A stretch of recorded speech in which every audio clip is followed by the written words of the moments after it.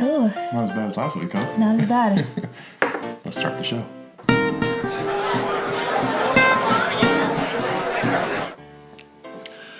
Okay. Hi. Just like last time. Welcome to another episode of Erin and Clinton's movie review. Reviews. E&C movie reviews. Let's just shorten it down, right? So it is Christmas time. Merry Christmas, everybody. Merry Christmas. So we're going to be reviewing one of our favorite movies here, A Christmas Story, an all-time classic. And as you can tell, we didn't dress up at all. These are our normal... This is our normal garb.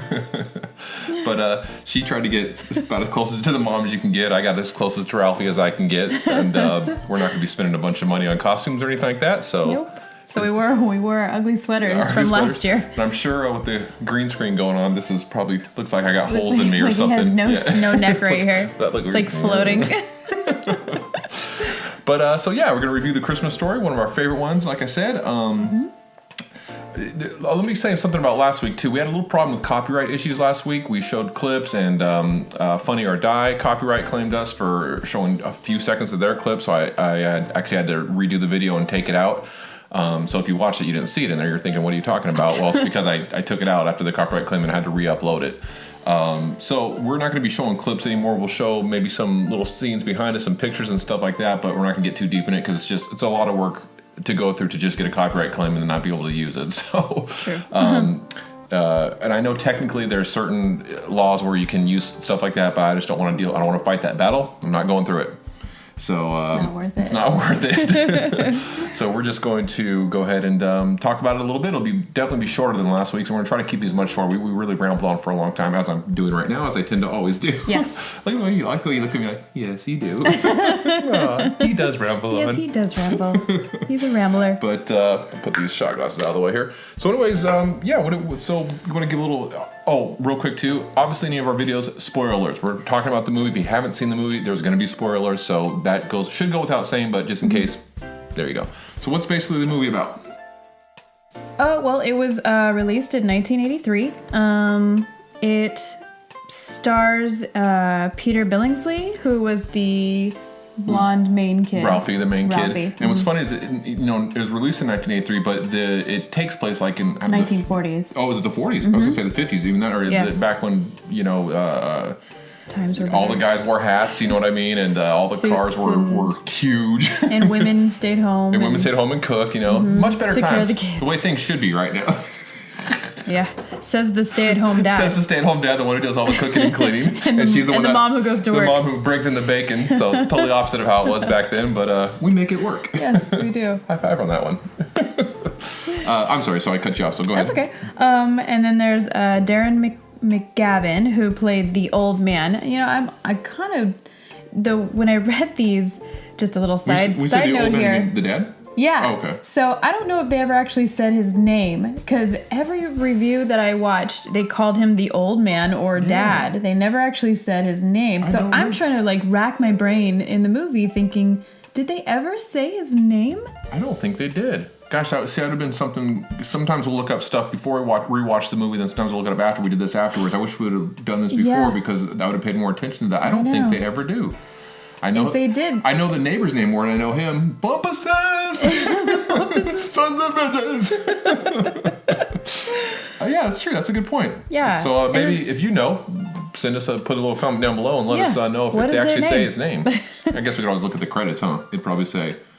Yeah. Would it say the old man or would it say, yeah, we'll have to look at that. And then there's Melinda Dillon, who played Mother, which also another one, old man in Mother. There was no actual name, so... Who I thought was probably Matt Dillon's mom or something like that. I looked that up. No, wasn't. No. And then I already said Peter Billingsley. And then Ian Petrelli, who played Randy, the younger brother.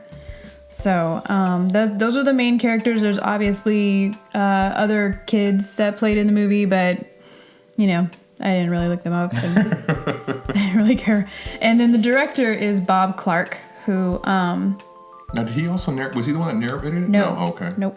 It was the writer, the page there. Yeah, the one who actually wrote the story, Gene Shepard, who was the author of short stories And he was also the narrator for the whole entire movie. And an awesome voice. I just love his voice and the way he read it and the inflection that he put on the characters and everything. It's just, I mean, you could almost listen to it without even watching it. It's just really cool. Well, because he actually read the stories on radio. So he already had a radio voice. Definitely he already kind of did it.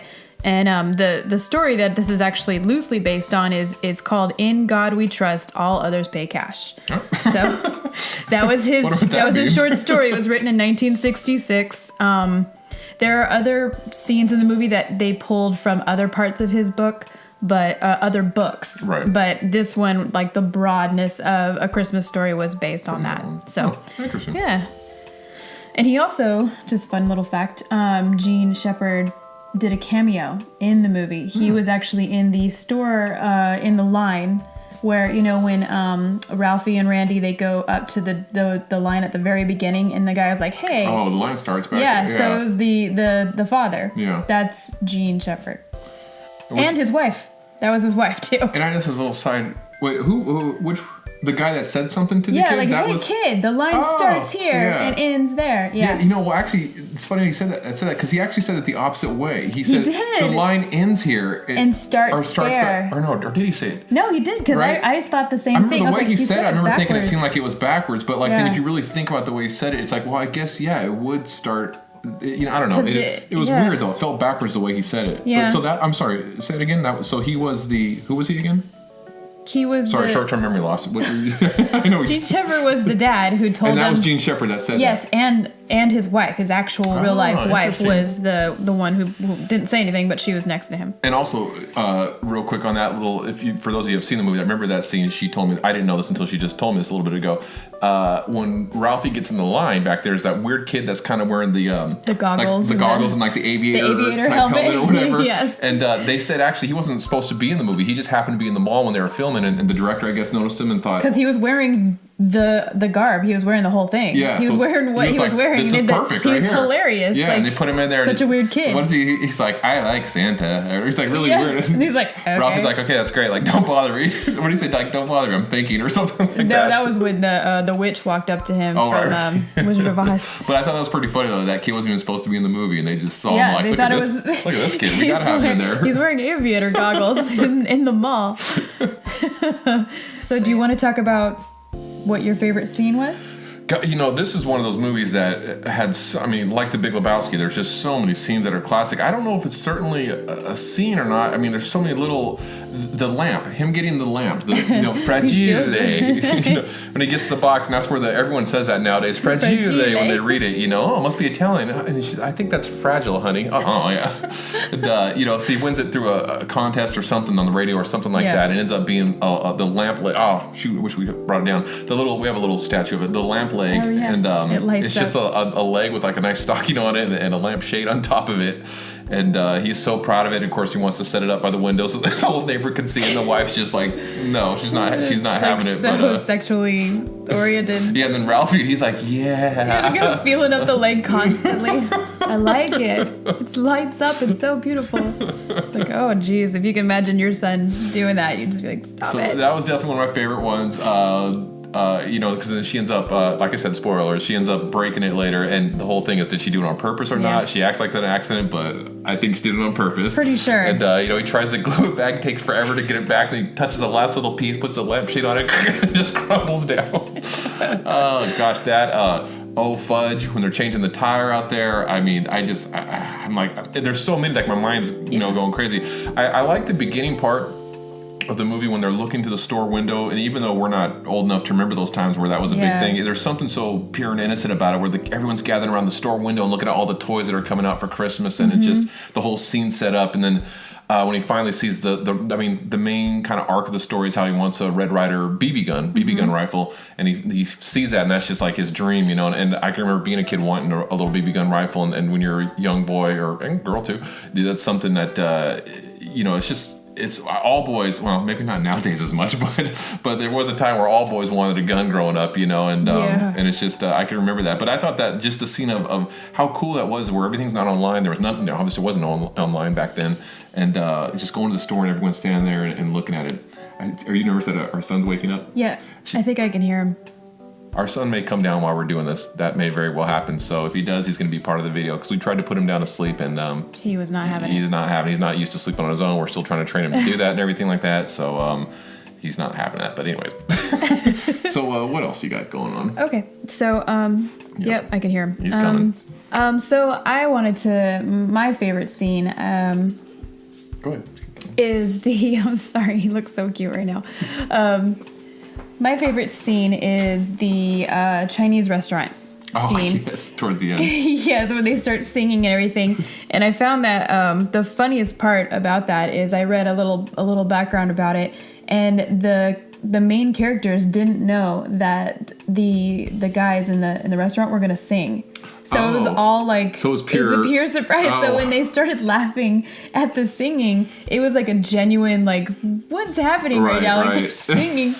And the whole duck thing, like, they knew they were going to bring out a duck, but they didn't realize that there was going to be a head on it.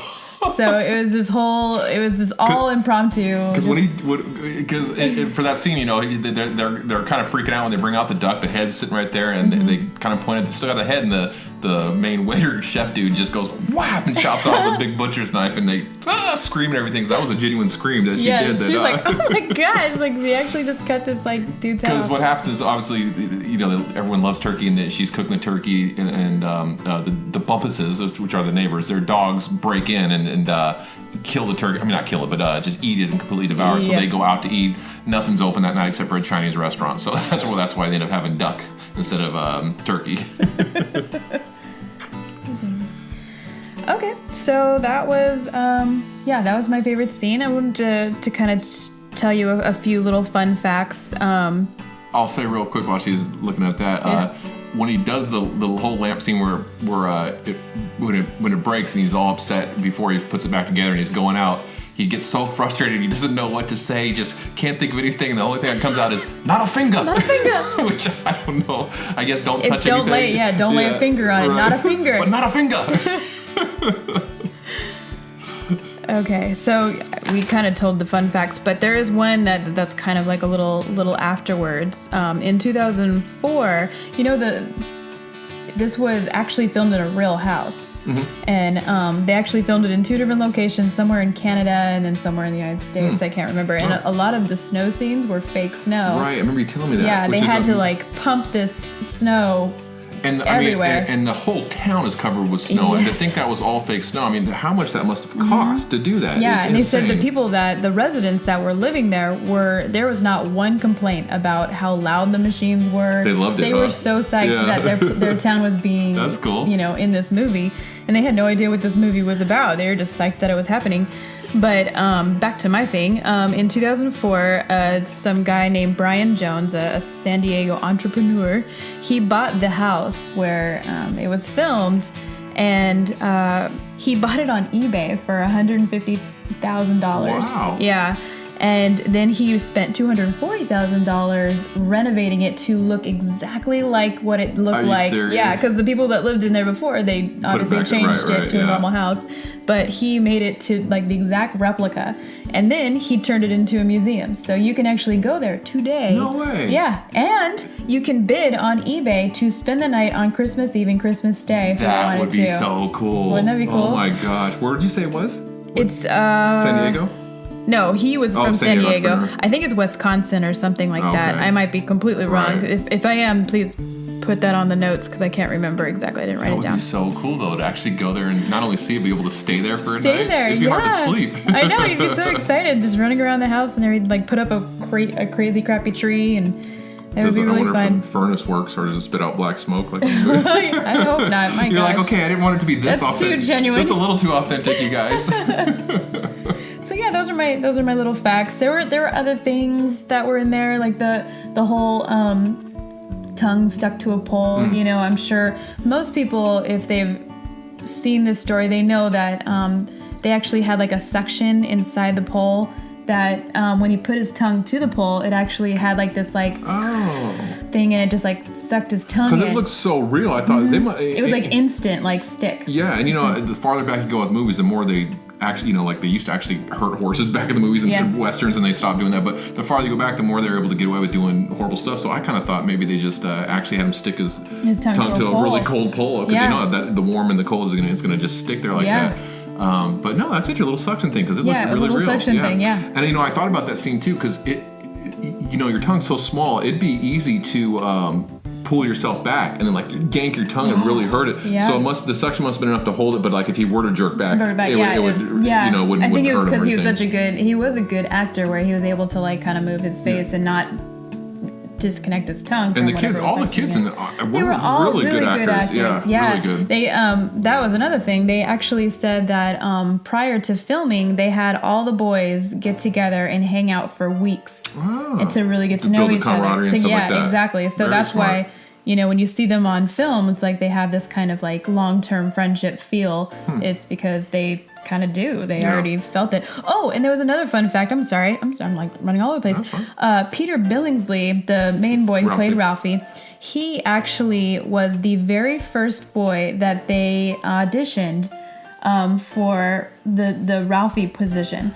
And they're just like right away he's perfect. No, the funny thing is they auditioned another couple thousand boys after him. Wow. And they ended up going back with him because they really liked him, and I guess he left an impression, which is very odd because you always tend to be. I've noticed in my history that like kind of the last few people that are interviewed are the most memorable if they're good, know, and you kind of just remember them because they're fresh in your mind. But if you're interviewing somebody first and then you interview 1,000 other people, that first person better be dang good to remember. There was something perfect about it. And maybe, you would think, I want to be towards the end because you have a better chance, but maybe there's something about being that first one. Their minds are so fresh, their minds are so open. After a few hundred, you're probably just like, oh gosh, this is getting insane. Maybe they couldn't find anyone else better, and they finally went, you know what, that first one was perfect. Let's just go back to that. Yeah. So that was kind of interesting that he was the first one and then ended up being the one that they stuck with. Yeah. So definitely. But just to kind of recap there, if you haven't seen the movie, it's just such a great film. It's just it's warm and cozy and fuzzy. You can watch it with your kids. I mean, some of the kids say ASS. I don't know how much you're worried about that kind of stuff. If you're worried about that, they say that a little bit here and there. And DAM, and I would obviously just say it, but we don't allow them to say it. We don't allow them to say it. Like most people let their actually there are people that let their what am I saying? There are parents that let their 3-year-olds say bad stuff. So what am I saying? But we try to prolong it as long as we can. Just the whole movie has got such a warm feeling. There's so we try to watch it every Christmas. We don't always, but it's on 24 hours a day on TBS. TBS. So I mean, it's hard to miss. But we got the DVD, which is because we have the special edition. Sick of dealing with the commercial. We have the little special edition. It has an extra CD of extras, which we haven't actually watched. Yeah, but no commercials. That's why I like the DVD. Yes.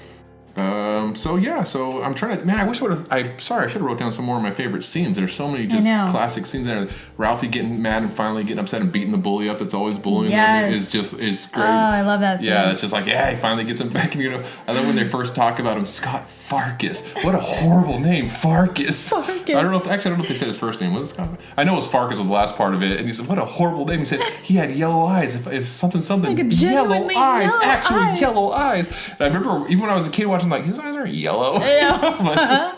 but it goes with the narration of the movie. Yeah, exactly. And then the bunny suit scene, which is classic. Oh my gosh. That one's hilarious. And how can we? One of the main themes whenever Ralphie's writing the paper about the gun he wants, when he finally meets with Santa again, the whole movie, you'll shoot your eye out, kid. And how many of us that had guns growing up and stuff like that, our BB guns and stuff.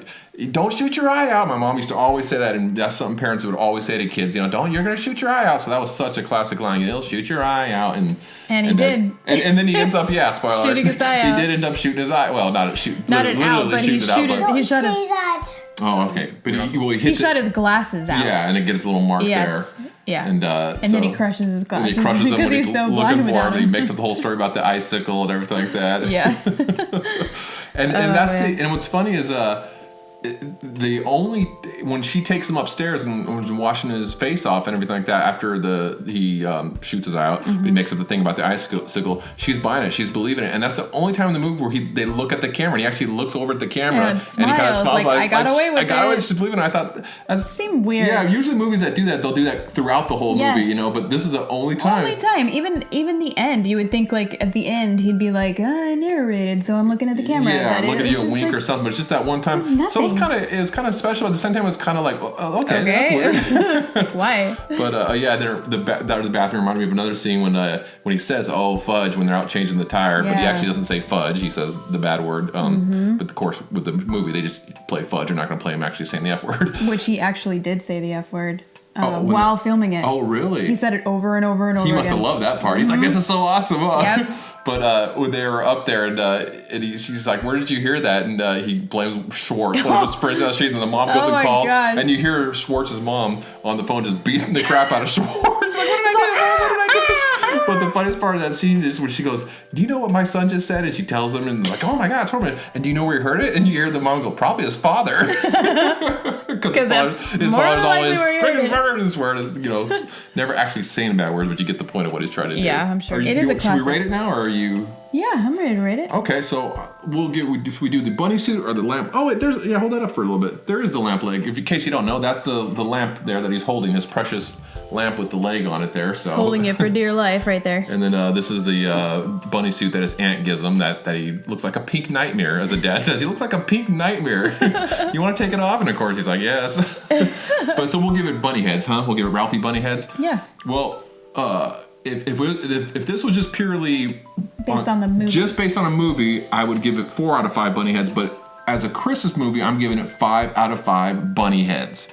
Very rare here. This is our second episode. That's not very rare, but not yet anyway. But for a Christmas, all in all, movies 4 out of 5. But for a Christmas movie, it's perfect. There's nothing I would change about it. There's nothing I would change, and I don't want that to influence your opinion. Say whatever you want to feel. But I give it 5 out of 5 Ralphie rabbit heads, pink nightmare heads. Parker. Their last names is Parker. So what do you give? Let's do it both ways, like I did. Out of just a basic movie, and then out of a Christmas movie. Is it any difference, or is it both the same rating? I would say as a basic movie, I would say 3 out of 5. Only because it's not completely my style of a movie. I don't like those old styly kind of movies. So every year I watch it, I'm kind of like, this one again. But then I get into it and then I like it. It's one of those ones where I wouldn't go out of my way to watch. But every time you do, you're happy. If it's on, then I'll watch it. Yeah. So I would give that 3 out of 5 as general. But like you, I would do 5 out of 5 if it was a Christmas one, because it is a classic Christmas movie. And it has got everything you would want in a Christmas movie, and it's funny too. So that makes it even better. It's funny, heartwarming, serious, all the kind of stuff. It's family oriented, but it's funny, and I mean, you can go to it every Christmas. I wouldn't watch it any other time. Other than Christmas. Let's watch it on the 4th of July. Let's watch Christmas Story. It would just seem so odd. It's like, why? There's so many other movies. But yeah, so I would do the same. 5 out of 5. Cool. Yeah. All right, well, I think that wraps up the Christmas Story, you guys. Thank you for joining us on another episode of Erin and Clinton's Movies Review. We haven't picked what we're doing next time. We're thinking maybe Daniel Day-Lewis movies. One of my favorite actors is Daniel Day-Lewis. Maybe There Will Be Blood. I'm not sure, but so I don't want to say for sure that'll be it, but we're gonna discuss. It's definitely gonna be a Daniel Day-Lewis movie. I mean, one of her favorite movies is Last of the Mohicans, so we might do that. I have not actually seen Last of the Mohicans, which is crazy because it's been my favorite movie since I was like 15. Yeah. Well, second to Under a Tuscan Sun, but. Not even going there again. If you watch the last video, you'll get that joke. But no, okay. So we'll probably do one of those two. There Will Be Blood, or I almost said Under Tuscan Sun again. There Will Be Blood or Last of the Mohicans. We'll do one of those two. Yeah. So I think that's it, right? Yeah. All right. Well, thanks a lot, guys. Thanks for joining us. I hope you had a Merry Christmas, and had a good 2017, and we'll see you in 2018. All right. Bye-bye. Want to say bye, buddy? He's still tired. All right. All right.